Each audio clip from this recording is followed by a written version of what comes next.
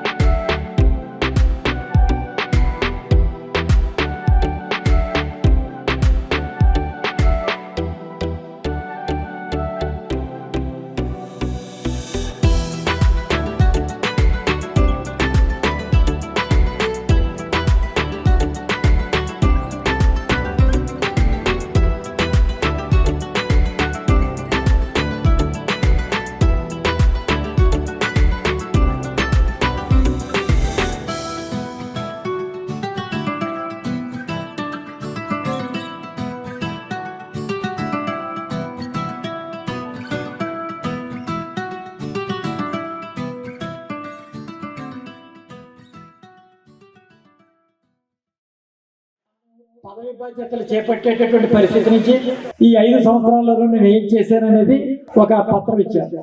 ఈ పత్రంలో సుమారు 18 రోడ్లు, సిమెంట్ రోడ్లు, 18 గ్రావెల్ రోడ్లు, అదే రకంగా స్లో శాండ్ ఫిల్టర్స్, దాన్ని ఏర్పాటు చేసినటువంటి మంచినీటి వ్యవస్థ, కేంద్ర ప్రభుత్వం నుంచి వచ్చినటువంటి నిధులు వినియోగించుకునేటువంటి పరిస్థితి, 2 జిల్లా కలెక్టర్ దగ్గర నుంచి కూడా అవార్డు పొందినటువంటి స్థితి, ఒక వ్యక్తికి ఆ ప్రాంతాన్ని అభివృద్ధి చేయాలన్నటువంటి సంకల్పం ఉన్నప్పుడు రాజకీయ పార్టీలతో కానీ రాజకీయాలతో కానీ సంబంధం లేకుండా అతీతంగా వెళ్ళగలిగేటటువంటి ఒక చక్కటి ఆలోచన కలిగినటువంటి వ్యక్తిగా శ్రీనివాస్ తను రిటైర్ అవుతారు. ఖచ్చితంగా రాజకీయాల్లో పదవులు వస్తూ ఉంటాయి, పోతూ ఉంటాయి, అధికారం చేపడతాం, కోల్పోతూ ఉంటాం.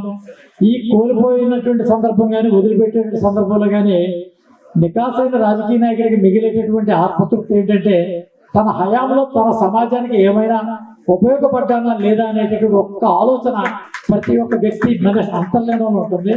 కాబట్టి ఖచ్చితంగా ఈరోజు శ్రీనివాస్ సర్పంచ్, కానీ ఇటు సర్పంచ్కి తోడ్పాటుగా ఉన్నటువంటి మరి ఆయన సైన్యం ఏదైతే ఉన్నదో వార్డు మెంబర్లందరికీ కూడా పేరు పేరున అందరికీ కూడా నా యొక్క ప్రత్యేకమైనటువంటి నమస్సుమాంజలి వారికి తెలియజేస్తూ ఉన్నాం. కాబట్టి ఇటు కూర్పు అంతా ఏం చూపిస్తుందంటే ఒక ఆరోగ్యవంతమైనటువంటి సమాజం నిర్మాణాన్ని చూపిస్తుంది.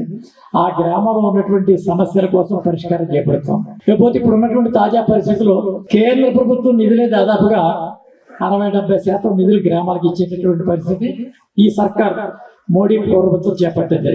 60% కానీ దాదాపుగా రూపాయలు 60% నిధులు రావాలని అటల్ బిహారీ వాజ్పేయి గారి హయాంలో తీసుకున్న నిర్ణయం మేరకు గ్రామాల యొక్క వికాసం ప్రారంభించిన ఆరోగ్యం, గ్రామాల్లో సీసీ రోడ్లు, గ్రామాల్లో రక్షిత మంచినీటి పథకం, గ్రామాల్లో మేలైనటువంటి విద్యుత్ సౌకర్యం, గ్రామాల్లో ఉన్నటువంటి చెత్తని వినియోగించుకుని దాన్ని సంపదగా సృష్టించేటటువంటి యోచన, దీనికి సంబంధించినటువంటి స్కావెంజింగ్ తగ్గించడం, వ్యక్తిగత మరుగుదొడ్ల నిర్మాణం, 14-15 ఆర్థిక సంఘం ద్వారా నిధులు విడుదల, ఎస్సీ ఎస్టీ ప్లాన్కు సంబంధించినటువంటి సప్లాన్స్ వినియోగం, హాస్టల్స్ వినియోగం, గ్రామ సచివాలయం ఏర్పాటు, రైతు భరోసా కేంద్రం, అంగన్వాడీ, ఈ రకమైనటువంటి అనేక రకాలైనటువంటి సమాజంలో ఉన్నటువంటి ఎస్సీ ఎస్టీ బీసీ మైనారిటీ యువ మహిళ బాల వీరందరికీ కూడా అన్ని రకాల సౌకర్యాలు ఇచ్చేటటువంటి ఒక అద్భుతమైనటువంటి ఆలోచనతోటి భారతదేశం ఎదురుకెత్తినటువంటి సందర్భంలో గ్రామాల యొక్క పాత్ర ప్రధానంగా ఉన్నటువంటి తరుణంలో ఇటువంటి సదస్సు ఏర్పాటు చేసుకుని మన గ్రామంలో 2021 నాటి పరిస్థితి ఏంటి, 2026 నాటి పరిస్థితి ఏంటి, 2031 మనం ఏ రకంగా చేసుకున్నట్టయితే ఇది ఒక అత్యుత్తమైనటువంటి పంచాయతీగా ఏర్పడుతుంది అనేటటువంటి యోచన ఈ మధ్యకాలంలో భీమవరం మున్సిపాలిటీలో ఈ ప్రాంతాలన్నీ కూడా కలిపి దీని ఒక విస్తృతమైనటువంటి కార్పొరేషన్ చేయాలనేటువంటి ఒక ఆలోచన. బైపాస్ రోడ్ వచ్చేటటువంటి సందర్భంలో ఈ గ్రామాలను చేసేటటువంటి ట్రాఫిక్ నిరోధం, ఇక్కడ ఉండేటటువంటి వారికి ఆరోగ్య సదుపాయం, ఇవన్నీ కూడా పరిగణలోకి తీసుకోవాల్సిన అవసరం ఉంది. గ్రామాల్లో ఆశా వర్కర్లు చేసేటటువంటి ప్రయత్నం, వారి ద్వారా స్కానింగ్లు టెస్టులు ఇటీవల కాలంలో క్యాన్సర్స్ బాగా పెరిగినటువంటి స్థితి గమనించాం. వాళ్ళని సైన్స్ అండ్ టెక్నాలజీ స్టాండింగ్ కమిటీలో మెంబర్గా ఉన్న కారణంగా త్వరలో మన ప్రాంతంలో ఈ యొక్క పెరుగుతున్నటువంటి క్యాన్సర్ల మీద అధ్యయనం చేయడానికి ఒక బృందం కూడా వచ్చేటువంటి పరిస్థితి ఉంది. కాబట్టి ఈ రకమైనటువంటి విషయాలన్నీ కూడా ఎందుకు సూచిస్తున్నామంటే ఒక గ్రామం మౌలికంగా కాదు, ఆర్థికంగా కాదు, సామాజికంగా కాదు, వ్యక్తిగతమైనటువంటి శుభ్రతతో పాటు అభివృద్ధి అన్ని కోణాల్లో జరిగితేనే అది ఒక అత్యుత్తమైనటువంటి పరిస్థితి ఉంటుంది. ఆ స్కూళ్ళలో ఉన్నటువంటి విద్యా బోధన కానీ వీటన్నిటికీ సంబంధించిన అంశాలన్నీ కూడా ఉన్నాయి. కాబట్టి వీటన్నిటినీ తన వంతు హయాంలో తను చేపట్టినటువంటి కార్యక్రమంలో తనకి ఇచ్చినటువంటి ఆ 5 సంవత్సరాల కాలంలో తను చేసినటువంటి పనిని నివేదికను పెట్టి తాను చేసేటటువంటి సందర్భంలో మనమంతా కలిసి ఆ వ్యక్తిని అభినందించేటటువంటి కార్యక్రమం చేపట్టడం, దీన్ని ఒక సంఘం బుధాన్ని వేసుకుని ఈ గ్రామస్తులందరి సమక్షంలో జరిపేటటువంటి విషయం. గ్రామ సర్పంచ్ గా ఉంటూ అనేక సేవా కార్యక్రమాలు కానీ అభివృద్ధి కార్యక్రమాలు కానీ చేసి ఎన్నో అవార్డులు తీసుకొచ్చి మన గ్రామానికి ఏ విధంగా డెవలప్ చేశారన్నది కూడా మనందరికి కూడా తెలుసు. రేపు రాబోయే రోజుల్లో ఎవరు వచ్చినా ఇదే విధంగా చేయాలన్న ఆలోచన ప్రతి ఒక్కరికి కలిగే విధంగా మన బొల్లా శ్రీనివాస్ కానివ్వండి, మన సర్పంచ్ కానివ్వండి, ఆయనతో పాటు పనిచేసినటువంటి సభ్యులందరూ కూడా పనిచేయటం చాలా సంతోషకరమైన విషయం. నిజంగా వాస్తవానికి ఈ రోజు మన బీసీల్లో గౌడా సిట్బజ్జిల్లో మేమందరం ముందుకెళ్తున్నామంటే దాని అంతటికీ కారణం ప్రతి గ్రామంలో ఉన్నటువంటి మన సంఘ పెద్దలని మేము ఖచ్చితంగా చెప్పుకోవాలి. అభివృద్ధి అవ్వాలంటే ముఖ్యంగా సర్పంచ్ గారు అలాగే పాలకవర్గ సభ్యులు, ఏ గ్రామం అయినా సరే అభివృద్ధి చెందాలంటే సర్పంచ్ గారి చేతిలోనే ఉంటుంది. ఇప్పుడు మనకి ఎంపీ గారి దగ్గర గ్రాంట్లు తీసుకురావాలన్నా, ఎమ్మెల్యే గారి దగ్గరికి వెళ్ళి గ్రాంట్లు తీసుకురావాలన్నా మరి సర్పంచ్ గారు ఆ గ్రామ అభివృద్ధిలో కీలక పాత్ర పోషించి శాసనసభ్యులు వారి దగ్గరికి వెళ్ళి గ్రామంలో కావాల్సిన మౌలిక వసతుల కోసం చెప్పి ఈ గ్రామానికి ఎక్కడైతే సీసీ రోడ్లు అయ్యాయో, ఎక్కడైతే ఏ అవసరాలు ఉన్నాయో మరి ప్రత్యేకంగా గ్రామ అభివృద్ధిలో ప్రధాన పాత్ర పోషించేది సర్పంచ్. మరి అటువంటి సర్పంచ్ మన బొల్లా శ్రీనివాస్ గారు వాళ్ళ పాలకవర్గ సభ్యులు ఈ యొక్క ఇసాకోడేరు గ్రామానికి సర్వదా చాలా అభివృద్ధి చేశారు. గ్రామంలో 68 సిమెంట్ రోడ్లు వేసి ప్రజలందరికీ కూడా మౌలిక సౌకర్యాలు తీర్చేటటువంటి విధంగా వాళ్ళందరికీ కూడా రోడ్డు కానివ్వండి, డ్రైనేజ్ సౌకర్యాలు కానివ్వండి, అన్ని కూడా మౌలిక సౌకర్యాలని కూడా తీర్చి ప్రజలందరికీ కూడా మరి అందుబాటులో ఉండేటువంటి విధంగా ప్రజలందరితోటి కూడా మమేకమై పనిచేసి మరి ప్రజలందరినీ కూడా మెప్పించేటటువంటి విధంగా. ఎందుకంటే ఈ రోజు మనందరికీ కూడా తెలుసు, స్థానిక సంస్థలు అంటే గ్రామ పంచాయతీలు కానివ్వండి, వార్డు మెంబర్స్ కానివ్వండి, స్థానిక సంస్థలో ఎన్నిక కాబడ్డారంటే వాళ్ళందరూ కూడా రోజు ప్రజలతో మమేకమై పనిచేస్తేనే వాళ్ళందరికీ కూడా ఆయన శ్రీనివాసరాజు గారితో కలిసి మంచి మంచి కార్యక్రమాలు విలేజ్ డెవలప్మెంట్ కి ఎంతో కృషి చేశారు. మరి అప్పుడున్న పంచాయతీ బడ్జెట్ కూడా తక్కువ. నాకు తెలిసి రాజకీయాల్లోకి వచ్చేటప్పటికి నాకు బొర్రాగోడేశ్వరరావు గారు ప్రెసిడెంట్ లెక్కించడం, ఎందుకంటే ఆయన సర్పంచ్ గా కూడా చాలా ఇబ్బంది, చాలా కష్టపడ్డాం సర్పంచ్ గా బొర్రాగోడేశ్వరరావు. ఇంటింటే ఒకటింటే అని సంఘం మరింత డెవలప్ అయింది, మరిన్ని అభివృద్ధి కార్యక్రమాలతో రాజకీయంగా శ్రీనికి నాకు ఉన్న ఇదేంటంటే మేము ఎప్పుడు మిత్రులుగానే ఉన్నాం. ఈ గ్రామ పంచాయతీ ఎన్నికల సందర్భంలో పోటీ చేయడం జరిగింది, నేను పోటీ చేయడం జరిగింది. ఈ గ్రామ ప్రజలందరికీ తెలుసు. కానీ ఆ ఎన్నిక ఆ రోజునే ఎవరో నెక్కుతారు, ఎవరో ఓడిపోతారు. ఒక సుహృద్భావ వాతావరణంలో జరిగింది. నా మిత్రుడు గుణ వాళ్ళ తమ్ముడు నా మిత్రుడు, ఆయన గెలిచాడు. చక్కగా ఈ ఊరు ఎంతో కూడా అదృష్టం చేసుకుంది. మరి ఎన్నో అభివృద్ధి కార్యక్రమాలు బొల్లా శ్రీనివాస్ గారు మరియు మా కమిటీ మెంబర్స్ అందరం కూడా 5 ఏళ్ల పరిచయంలో చాలా సంతోషంగా, చాలా ఆనందంగా ఉన్నాం. ప్రతి ఒక్క గ్రామంలో కూడా నాకు తెలిసిన విషయం ఏంటంటే ఏదో సందర్భంలో పార్టీల పరంగా కానీ లేకపోతే వర్గ విభేదాలు కానీ జరిగాయి. కానీ మా యొక్క టీం అంతా కూడా చాలా అద్భుతంగా 5 ఇయర్స్ కూడా చాలా ఒక ప్రేమగా ఉన్నాము. దానికి నడిపించింది బొల్లా శ్రీనివాస్ గారు.